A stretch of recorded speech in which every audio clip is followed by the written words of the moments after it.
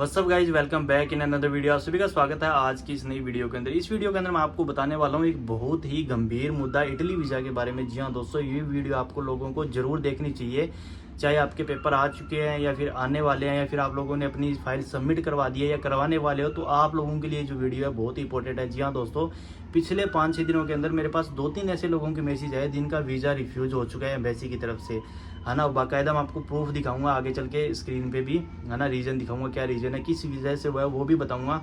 तो यहाँ पे क्या होता है कि देखो, उसका जो वीज़ा है ना, वो जो मोस्टली मैंने देखा है वो नुलावस्था की वजह से हुआ है कि किसी का तो जो देखो नुलावस्था है वो अपडेट नहीं किया गया, क्योंकि कई बार होता है कि अपने उसमें कुछ करेक्शन करने वाला होता है, नाम वगैरह, डेट ऑफ बर्थ वगैरह, तो वो उसको क्या है कि आप उसको सबमिट करा देते हो और वहाँ पे जो बंदा एम्प्लॉयर होता है उसने आपका जो करेक्शन है उसको वो नहीं करवाया होता, तो इसलिए उसको बोलते हैं कि आपका नुलावस्था अपडेट नहीं हुआ। उस केस में भी आपका वीज़ा रिजेक्ट हो जाता है। और दूसरा ये है कि आपका जो वीज़ा है वो रिवोक करवा दिया गया, या तो एजेंट ने रिवोक करवा दिया या फिर जो आपका एम्प्लॉयर है उसने रिजेक्ट करवा दिया, मालिक ने, जिसने आपके जिसके पास आप काम करने जाओगे।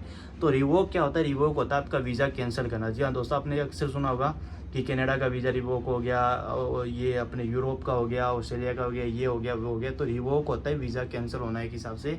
हालांकि ये वीज़ा अगर आप सही तरीके से करके फिर दोबारा भी ले सकते हो, अगर आप अपने डॉक्यूमेंट वगैरह सही करो, उसमें जो कमी थी वो पूरी करके फिर आप अप्लाई करके फिर भी वापस से ये डॉक्यूमेंट आप या फिर जो वीज़ा है वो ले सकते हो।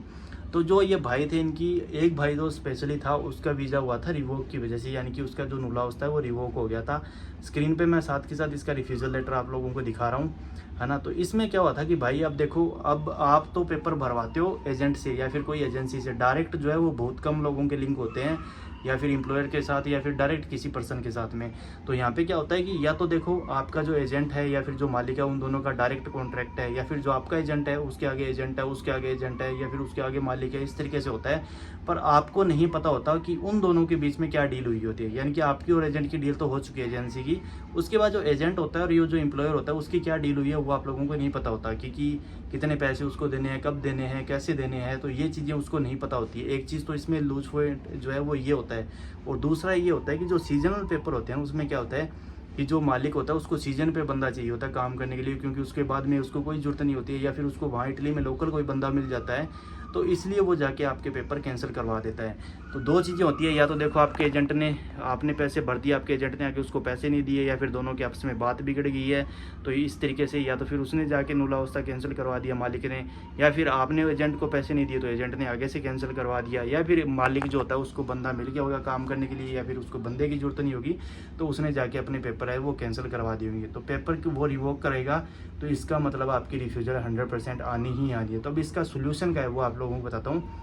तो जब भी आप लोग अपने पेपर अप्लाई करो, आपका नुलावस्था आ जाए, आपने डेट उठा लिया, आप एम्बेसी में सबमिशन कराने जाते हो, तब मेक श्योर करो कि आप अपने एजेंट को बोलो या फिर एजेंसी को बोलो, मालिक को बोलो कि मेरे को जो प्राप्ति का, यानी कि जो मेरे नुलावस्था का स्टेटस है वो होता है स्पेड आईडी के थ्रू। जिस आईडी से आपके पेपर भरे जाते हैं ना, ये किस आपकी ईमेल आईडी होती है स्पेड आईडी, उसमें सारी डिटेल्स आती है कि आपके पेपर का क्या स्टेटस है, क्या नहीं है, उसमें क्या डिटेल्स है, सारी उसी से होता है, उसी से फॉर्म भरे जाते हैं, उसी के ऊपर ही सारी डिटेल होती है, वो आती है, अपडेट करनी है, कुछ भी करना है तो वो सारा कुछ आपको वहीं पे पता चलता है।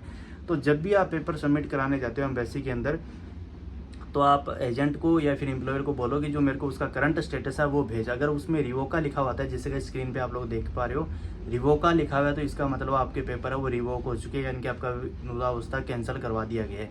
अगर वहाँ पे माइकी लिखा हुआ आता है तो यानी कि आपके पेपर सही, आप लोग उसको जाके सबमिट करवा सकते हो। या फिर इसके अंदर एक दो चीज़ें और भी होती है ना। तो वो होती है कोई करेक्शन वगैरह के बारे में ऐसी भी होती है उसके अंदर। तो वो भी जो भी चीज़ें हैं ना, आप उसको अच्छे से समझो, अच्छे से बात करो, जो भी आपके बीच में टर्म कंडीशन है उसको आप क्लियर करके और फिर जो आपका नुलावस्था है उसी को सबमिट कराओ, ताकि आपके जो पेपर है वो ख़राब ना हो, आपका पैसा ख़राब ना हो, टाइम ख़राब ना हो, और आपकी जो पासपोर्ट की वैल्यू है वो बनी रही, वो भी ख़राब ना हो। तो ये चीज़ आप ज़रूर काम करें। जब भी एम्बेसी में जाएं तो मेक श्योर करें कि आपका नुलावस्था है वो आप उसका जो स्टेटस है वो चेक करके फिर ही आप लोग उसको जाके सबमिट करवाएं। तो इस वीडियो को बनाने का मकसद यही था कि जो उन लोगों का, भाइयों का एक्सपीरियंस है वो आप लोगों को मैं साथ शेयर कर सकूं, ताकि फ्यूचर में जाके आप लोगों को ये सेम चीज़ है वो फेस ना करनी पड़े और आप पहले ही इसका जो है वो सोल्यूशन करके चलें।